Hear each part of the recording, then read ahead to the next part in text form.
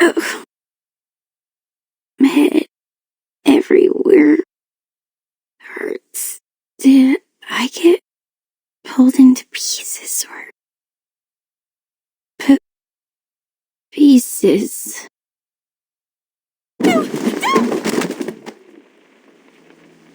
Blondie, you're awake.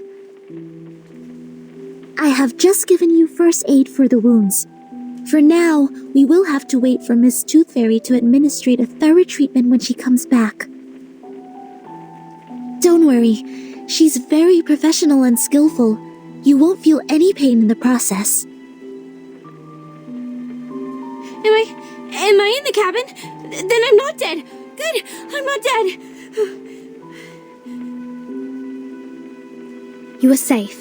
The critter is gone. Don't worry. Follow me. Take a deep breath.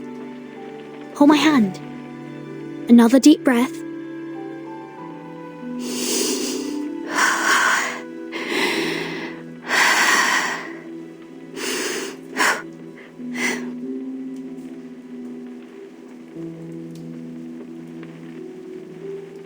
Do you feel better now? Thank you. I feel much better now. Oh, Anne! Where is she? Did she get hurt? We didn't find her in the woods.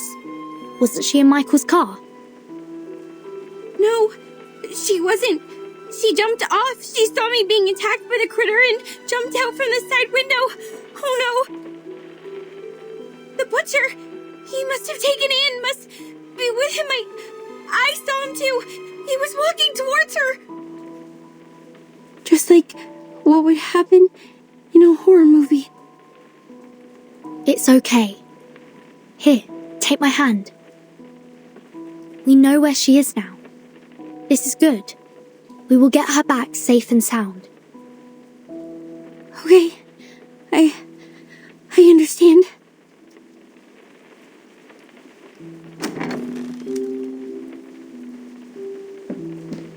Miss Tooth Fairy, you're back.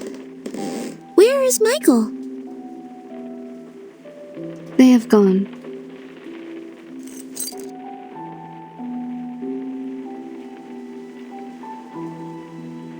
We are not able to catch up and intercept their car. It crashed on the edge of the woods in front of us. Crashed on the edge of the woods? What do you mean? I don't know either.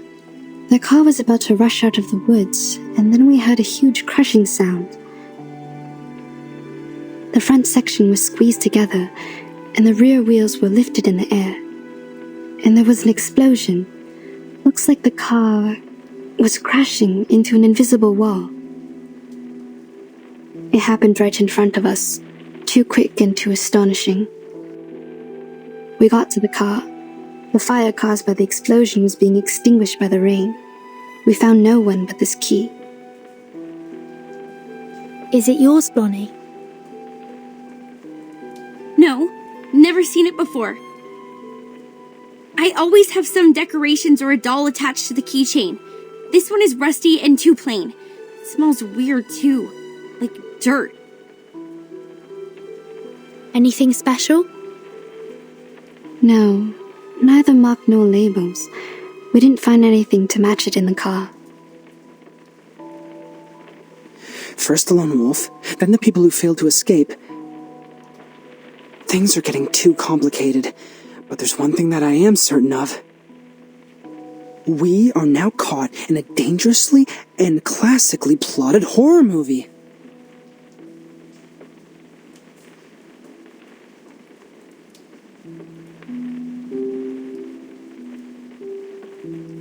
That means Anne jumped off the car in order to save Blondie from the critter's attack. Then she got lost. According to Blondie, the last thing she saw was the approaching butcher from the woods. She is in great danger. We must act swiftly to save her. Also, we need to turn this cabin into a security base for the upcoming battles. Horrorpedia and I will rescue Anne. He's a horror movie expert and it will be of great help. In the meantime, You and Sonetto stay here to take care of Blonnie and to secure this room. I will take good care of her.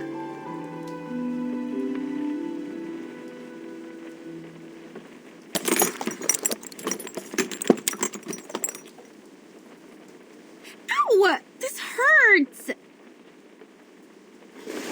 Please bear with me for a minute. The wounds caused by critters are prone to tetanus. I need to thoroughly sterilize them. How about some painkillers? Give me some! I'm very sorry. I don't have any with me. Didn't you say your treatment wouldn't be painful? I'm terribly sorry for what you're going through, but this is not the typical kind of treatment that we used to receive from her. How did she do it then? She would...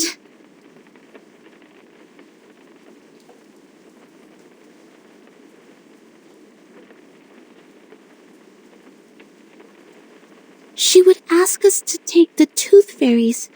That is, those golden elves in the glass jar. They're effective in treating toothache and other oral diseases, but also can be used to reduce inflammation, stimulate wound healing, and relieve headaches. You mean to eat this? Yes. And it actually tastes pretty nice, like mint and flavored dried plum. It just looks a bit unconventional. You would go as far as to eat this shit? Please, stretch your legs. I need to sterilize the inner thighs.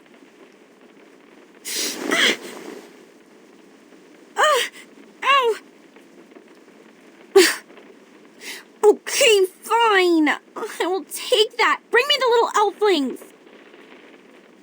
Sorry, Blonnie. You can't eat tooth fairies as a treatment. Why can't I? Of course I can. I will just put it in my mouth and swallow with my eyes closed. This is not about you. It is my own rule of treatment. I have specific treatments for humans and arcanists correspondingly. Through our contact so far, I got to know that you don't consider yourself as an arcanist, and that's why I will not treat you as one. Are you upset about what I said?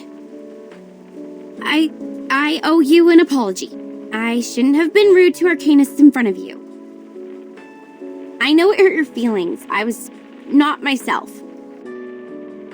I chose to live amongst humans, chose to be their friends, to be a different arcanist.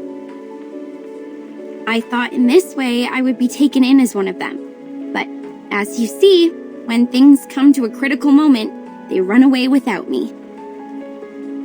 It was my car that they drove to escape, and yet they called me a freak and left me here to die.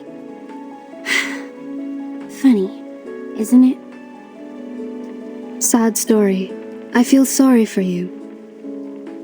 But still, you can't take the tooth fairies. Is this a punishment for what I have done? I can't feed you the tooth fairies only because you still think you are human. You don't recognize the behavior of your human classmates, but still want to be on this side and be one of them. Okay. The wounds are packed. Already? I didn't feel a thing. I've applied Carbuncle Growth Promoter. It will paralyze, sedate, and accelerate your cell regeneration. Your wounds will close up in 30 minutes. Isn't that a medicine for arcanists? It is a prescription approved by the medicine examination supervised by Campbell. In this case, it doesn't violate my rule. You could have applied this earlier and spared me the pain. I don't rely on painkillers. I am an excellent doctor. Minimizing patients' pain is of course my forte.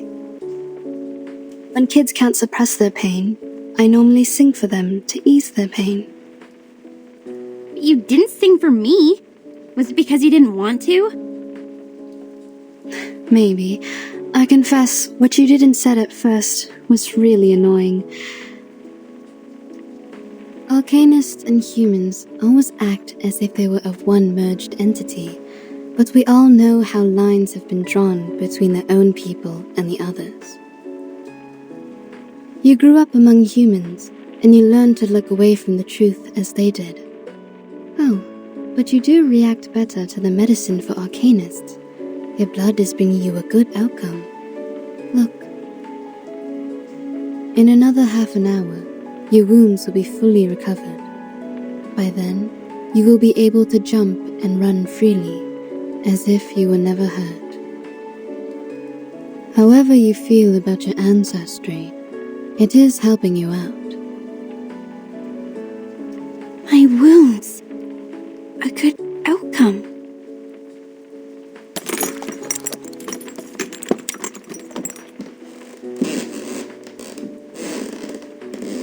Miss Tooth Fairy, please wait. If what Mr. Horrorpedia has said is true, it's dangerous for us to split up. The three of us should stay together. It will take another 25 minutes for her legs to fully recover. If the situation were to develop based on the rules of horror movies, at this stage, I am safe. Don't worry about me. I see. Have you also done a lot of research about this genre? Not a lot. I just browsed the secret notebook left by Horrorpedia in the infirmary. I covered him from the instructors to keep his notebook. Since then, we became friends. Keep things from the instructors? Did you do this a lot? Not really. The rules were extremely strict. Except for Horrorpedia, I only had Vertin as a frequent guest. She pretended that she got a stomachache, lying in bed for half a class. She took many toffees when she left. Timekeeper faked her illness? Ah, and that also explains her toffees. You didn't know that? It seems I need to apologize to Vertin for letting out her secret. But thank goodness you are on her side now. Our negligence didn't cause much damage.